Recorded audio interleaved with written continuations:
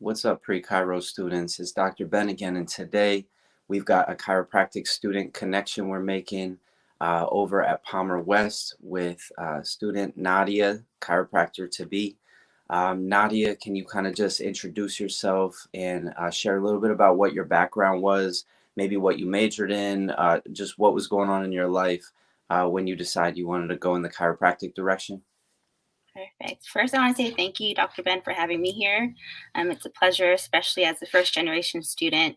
Having these sources will help other students kind of figure out their path to chiropractic.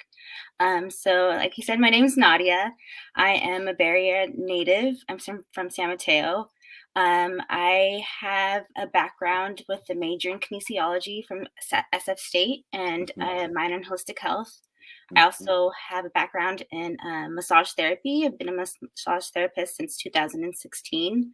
mm, Um, so, what got me into chiropractic, I had an injury when I was 12. I used to play sports all year round. So, I was constantly on the go.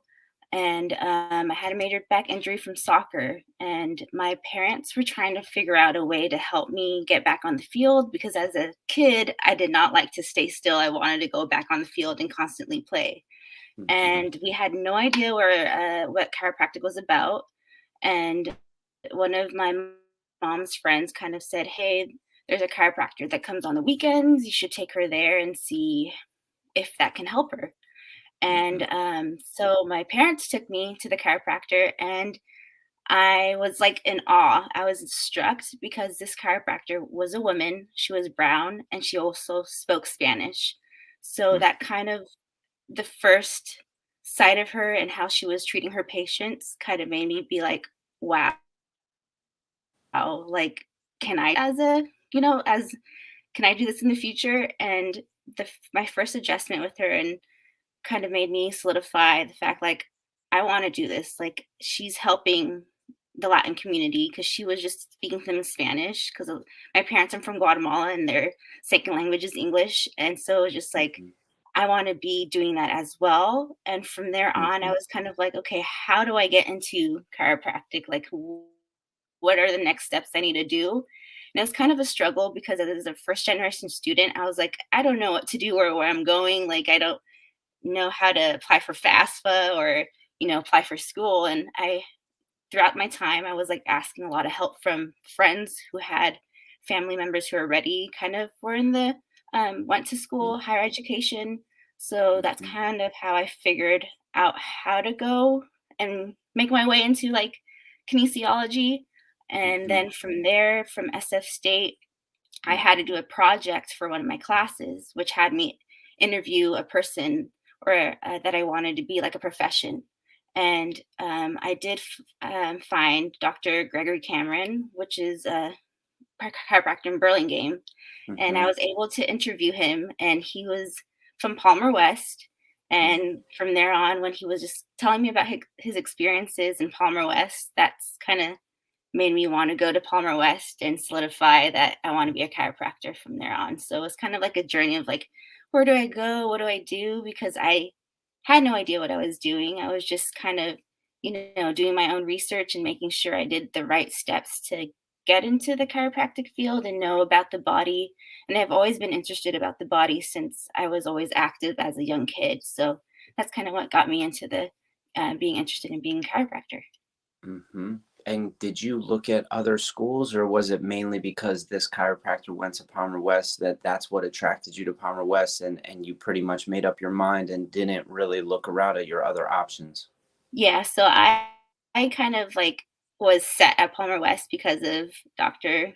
Cameron. He kind of, with the way he talked about it, I was kind of set on Palmer West, and I didn't Mhm, have like the ability to do my research and look around.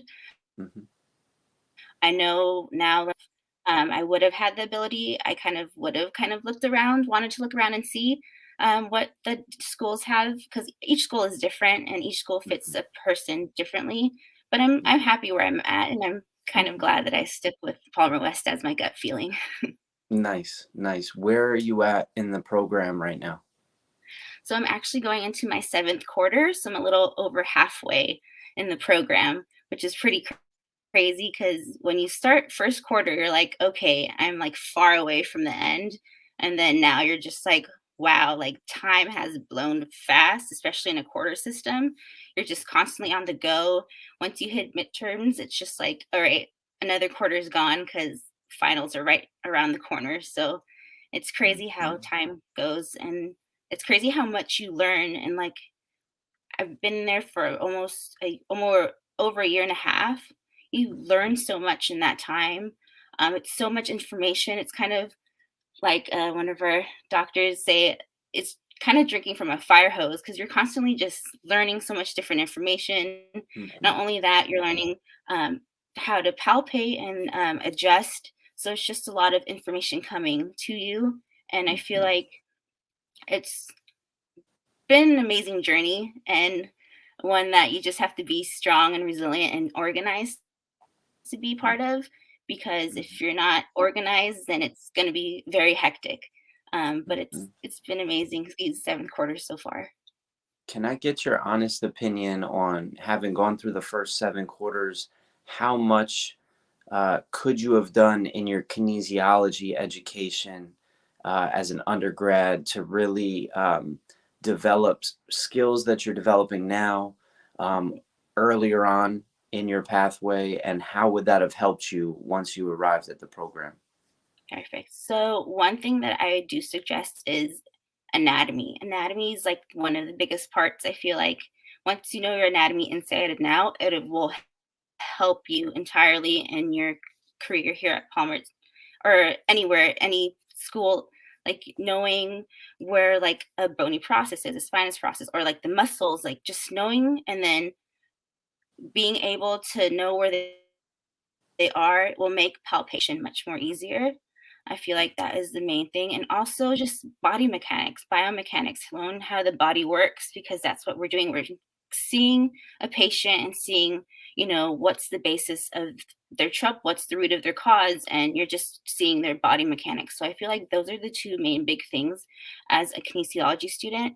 If you're in Mhm. kinesiology, like main focus on those because that will help you entirely when you get to chiropractic school, and it'll be Mhm. much more easier for you to understand, like, oh, when they say, can you palpate like the spinous process, and you're like, okay, I know what that is, like I know where to go. So I feel like those Mhm. are the most important things to focus on. Mhm. And I heard that you recently became like one of the leader facilitators in SAPCA. Can you just talk about what that organization represents to you and what attracted you to be involved in it? And also, were you involved in anything similar to that in undergrad? Perfect. Yes. So I am president of SAPCA. It's Student American Black Chiropractic Association. So what we focus on is kind of integrating more and showing chiropractic more to the minority community and bringing more students from different backgrounds into chiropractic. And that is very important to me because as a minority, as a brown woman, you don't really see a lot of us in chiropractic. And I wanted to change that and not only bring more people like me, but more people of diverse backgrounds into chiropractic. It's kind of like the chiropractor that I saw when I was 12. Like, I just saw her and I was like, can I do that? Am I able to do that? And that's what I want to be for a student as well. Like, you can do it. You could be a doctor. You don't have to be a medical doctor. You can be a chiropractic doctor. And that's where my kind of passion lies. Mm-hmm. And, um, as an undergrad, I have been part of groups. I was actually part of a sorority called Lambda Theta Alpha Latin Sorority Incorporated, and Mm-hmm. that was a Latina sorority that helped like first generation students like me. It was an educational academic sorority, so it was like to help us kind of gear more into higher education because most of us did not have that help from our parents. Our parents always wanted us to go into higher education, but they had no way to help us out to like Mm-hmm. be like, "Hey, these are the steps you need to do." So we were kind of like a family to help other students as well. Like we did mentors. We went to different schools in Oakland, San Francisco on the mission, just trying to like reach out and be like, you can go into, you can go to SF State, San Jose State, you can go into higher education as a student. And that's kind of why I wanted to be part of SABCA because it's kind of the same modality. Like you can be a doctor, like no matter where you come from, your background, it's possible. Hmm. Mm-hmm. Mm-hmm. Can you speak about how your vision for that type of impact that you can make as a chiropractor has grown since you went to chiropractic school? Um, Maybe it's different now that you're a chiropractic student, seeing yourself in practice, getting right into clinic now. Can you talk about like how your understanding of where you're going to be able to sort of impact your community has changed or shifted, or is it exactly what you expected it when you were going into chiropractic school? So I kind of like been seeing that it's changed a little bit, but I know I have to start in my community and then kind of veer out into different areas. Um, hasn't really changed too much. I know uh, as a student, there's so much that we could do that we could like just spread out the word of chiropractic and make sure they come into our clinic. But after I graduate, I really do want to start in my community and kind of spread the word out again. Mm-hmm. I know I haven't seen another Latin American chiropractor around where I live, and there's a lot of Latin Americans here in my community, but I also want to kind of spread out and probably go international and go back to Guatemala and spread the word of chiropractic out there as well, and Mm-hmm. to like the Mayan villages over there as well. And it'd be awesome to kind of, that's, I feel like I dream too big, but I don't think any dream is too big as well. So it's Mm-hmm. one of those things. Mhm. Yeah, no, absolutely. And I have Guatemalan friends, and I speak limited span, not limited. I mean, I could carry a conversation, but I'm not fluent.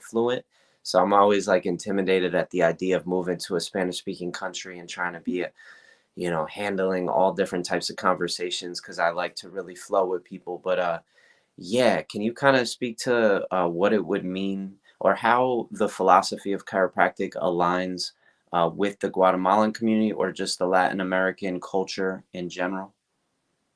So I know for us Latin Americans, we usually do more of the holistic health way. We're not very entirely into the medical system. And that's how my dad was a lot of like, and my grandma still is like, there's different modalities on how to, heal a cold or like massage is a big thing as well in our Latin American communities. And I feel like just hands on, a lot more people are more willing to go to a doctor instead of that is hands on instead of taking a medication or getting surgery. And I feel just like chiropractic will be a um, very beneficial for our people, and just knowing more about it will kind of help because we do use a lot of massage. And so I think just integrating more of that would be awesome for our Latin community.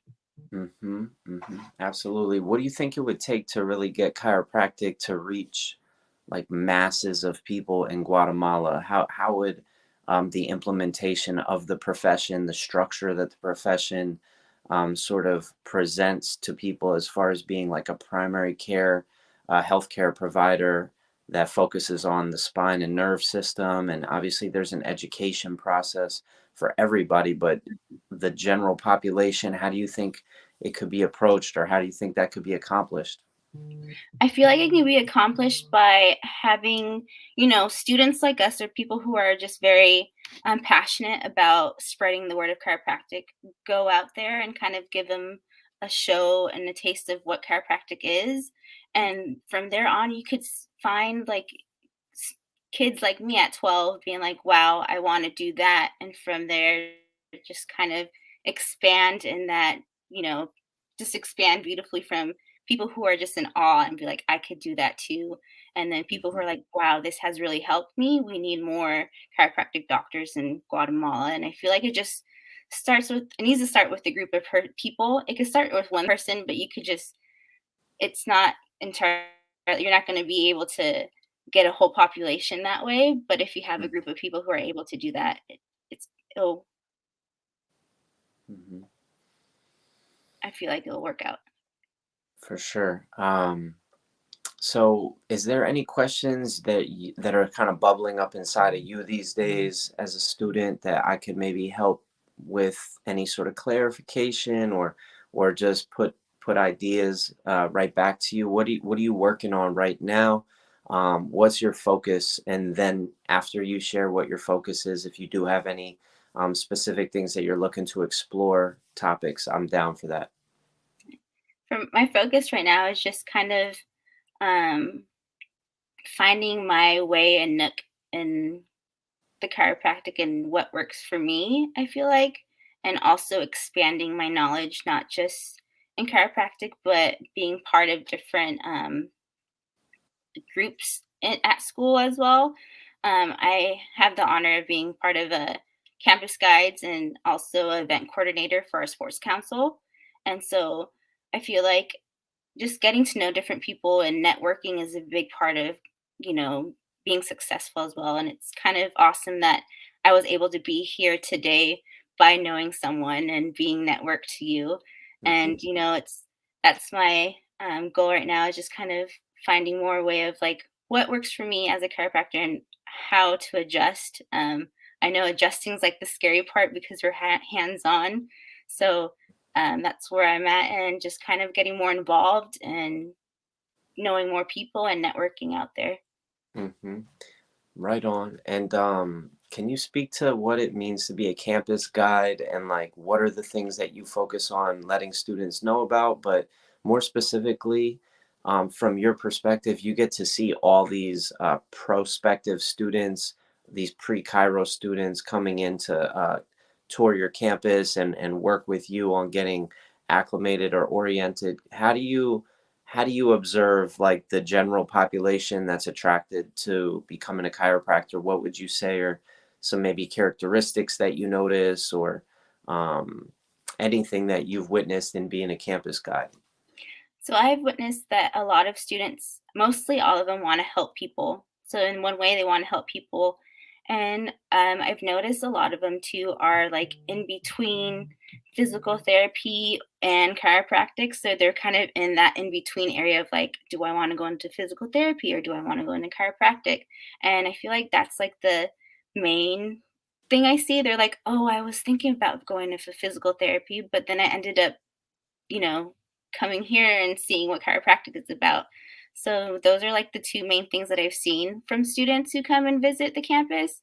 And a Hmm. lot of them are just have been kind of wanting to work with the body in some way and form. Hmm. So those are mostly what I've seen come around and that are interested in being in part of the chiropractic profession. Hmm. And do you really clearly differentiate chiropractic from physical therapy for them, or do you kind of direct them to different places they can learn more about chiropractic after their campus tour? It seems to me as though the way you just described it is it's still kind of vague in their mind of what the difference is in paths, what the distinctions are, and like how clear they really are on like why they would want to become a chiropractor is not really there. It's like they're still kind of figuring it out. And I hope that with pre-Cairo, we could really get to the point where people are taking campus tours super duper clear that they want to become a chiropractor, and they're also understanding the type of campus that they're on and why they're there before they even go. Yeah. So I'm able to kind of explain it a little bit, but I also want them to like kind of go in and do their own research and make sure it's what they want to do. Um, but they are kind of a little bit confused about, hey, are chiropractors able to do the same things as physical therapists? Can physical therapists do the same things as chiropractors? And you just have to explain, like, no, like physical therapists can't adjust, but chiropractors are able to kind of like, get into the realm of physical therapy and put some of that in there. We can't call it physical therapy, but we can do exercises and so on and rehab. So Mm-hmm. it's pretty cool like when they're like, wow, like chiropractors can do that. And you're like, yes, just make sure you look into it more and see if this is the route you want to take instead of Mm-hmm. going to physical therapy. And it's Mm-hmm. pretty cool that pre-Chiro, cool help students do that as well. So I feel like majority of the students that I've seen are like I didn't know which way to go, or I wanted to do physical therapy first, and then I'm ending up here, or chiropractic, going to physical therapy type route. Yeah, yeah, yeah. It unfortunately it's still like a fallback option. It's not the primary option. I will say that certain schools attract different types of students, and I want to believe, just in my observations of the students that visited Life West when I was there, that there was a little more clarity as to like why they were going to Life West, why they were going to become a chiropractor, and they had no intention on doing any physical therapy. They wanted to adjust and they wanted to educate people about how to live from the inside out. But I get it. I know that that's not the dominant narrative, especially on college campuses that are like more physical therapy dominant in the presence of like who's on these undergrad campuses and who's representing to Mhm. kinesiology students or biology students. Um, what what are you thinking you're going to do in regards to just maybe giving back or utilizing or leveraging some of these connections you're making through SAPCA in the last 7 quarters that you're at school, or the last 6 quarters that you're at school? Are you intending to do any projects or participate in any types of collaboration on behalf of SAPCA or the Sports Council, just to leave things better than you found them? For SAPGA, I do want to integrate a lot more of community outreach. We do have some events coming up that are going to help foster youth around the community. I feel like foster youth, a lot of people, you know, forget about our foster youth, and they're there and they're able to be doctors as well. So I Hmm. feel like that's one of the big events that we're coming having come up. Um, Hmm. I know the minority population is very small in the chiropractic community, and I kind of still want to just, show that we're here and show that we're, you can become a chiropractic doctor. Hmm. And with Sports Council, with COVID, it's been very hard with events, but we did have an event 2 quarters ago, and hopefully we have I think like 3 more coming up this quarter, hopefully. So with that, it's just like a good opportunity to have students work hands-on with everyday people who are running races and doing athletic events, and it kind of gives you a perspective of how it is to work with the athlete or a weekend warrior. And Hmm. that's why I'm part of Sports Council, because I wanted to give the ability and help make those events available for students and see, Hmm. like, okay, I could be working with these patients when I'm out and when I Hmm. finally graduate. So it's very exciting to be hands-on as a student. Hmm. Um, as a student intern or as just like doing soft tissue work. It's a very good experience, and especially speaking to people about chiropractic and being Hmm. there and practicing your chiropractic lingo and explaining things to patients, because sometimes like we're stuck in school and we use like big words and people are like, what are you saying? And so like it's kind of a good way to practice how you're going to be and how you're going to speak to patients outside of chiropractic school. Yeah, no doubt. It's great to get that outside world experience because you're so immersed. It's hard for you to really almost relate to the regular person when you're Mhm. just in the books and you're just talking about terminology that Yeah. nobody's ever heard of. Or um, cool, cool. Okay, I see how the path is shaping up. I was also a massage therapist. Definitely don't use as much massage, Mhm. as some chiropractors do. But I think that massage therapists, one of our biggest challenges is we're used to spending more time with people and really starting to see ourselves as chiropractors, not massage therapists, who don't spend as much time with people.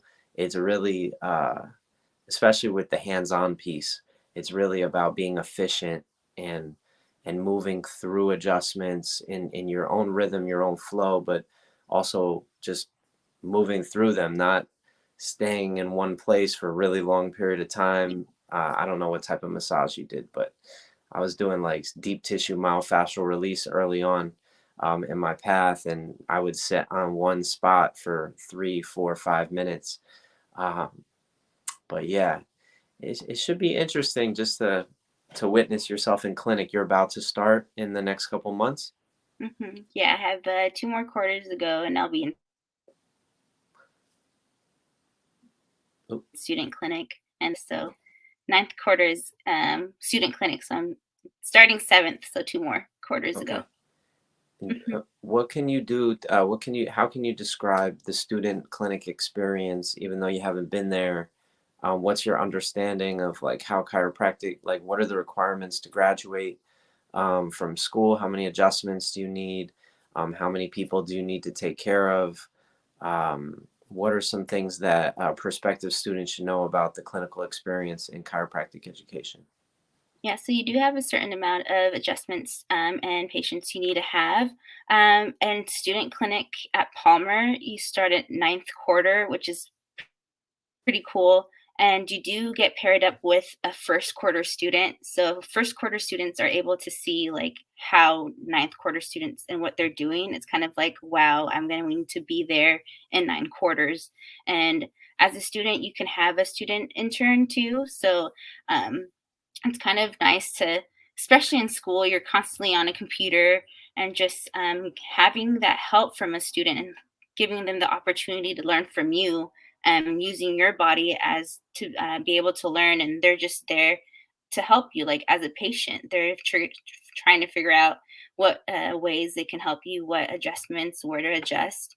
And Hmm. it's pretty awesome that they're able to do that in ninth quarter and make sure that they're helping their own fellow students feel good, because we're constantly just studying and our necks are messed up, our backs are messed up, our shoulders are like more forward. We need help. So Hmm. they're there to help us, and we're there to help them.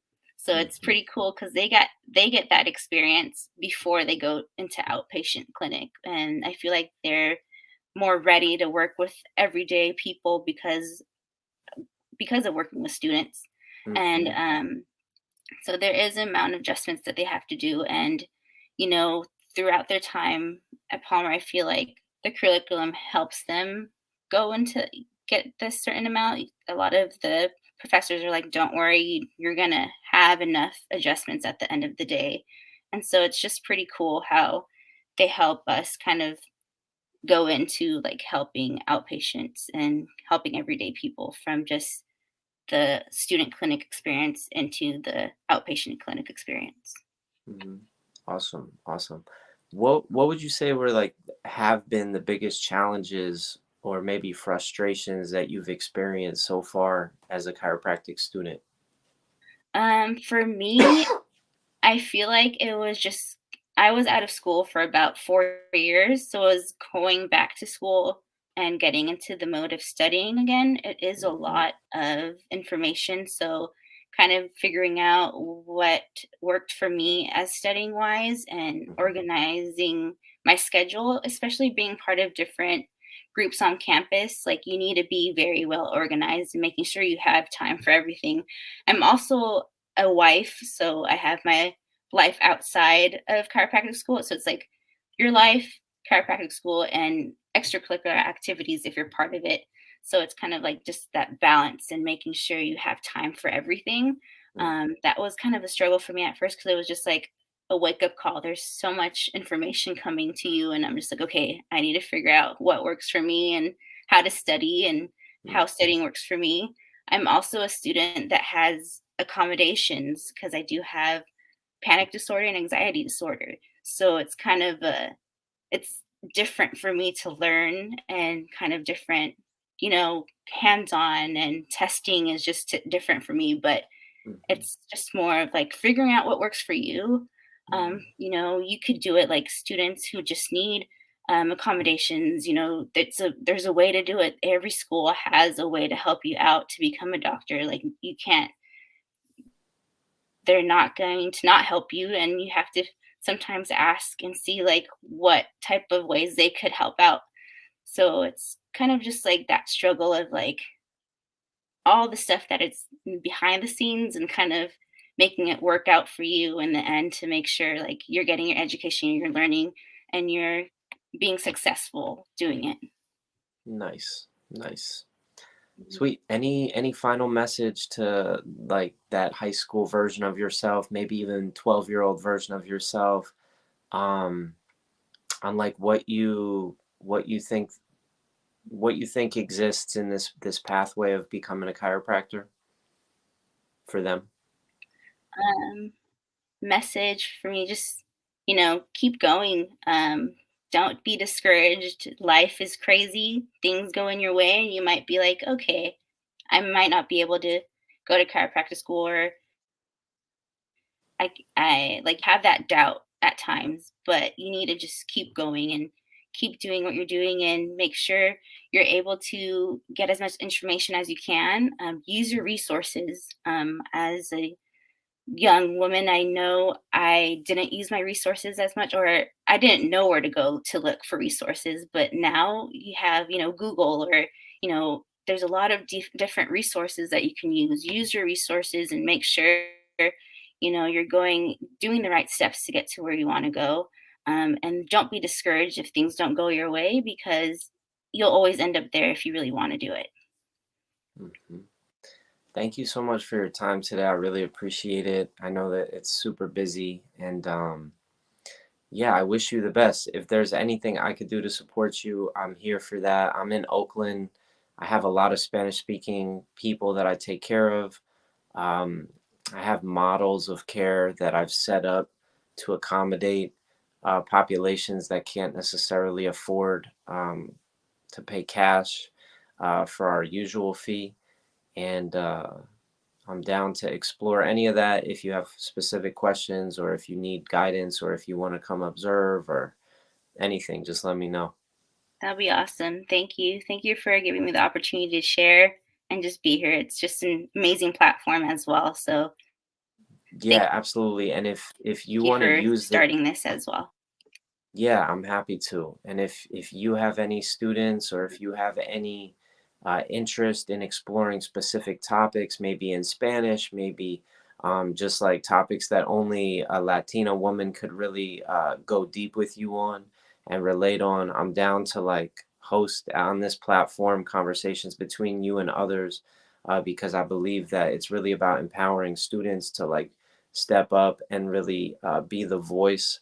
Um, Not that I'm like a old head, but definitely having a younger voice, and having two younger, people in the path represent. I think that really will speak to the youth a little bit stronger. So Yeah, that would yeah, be awesome. all right. I appreciate your time. Thank you so much. Thank you. Thank you for having me. Thank you.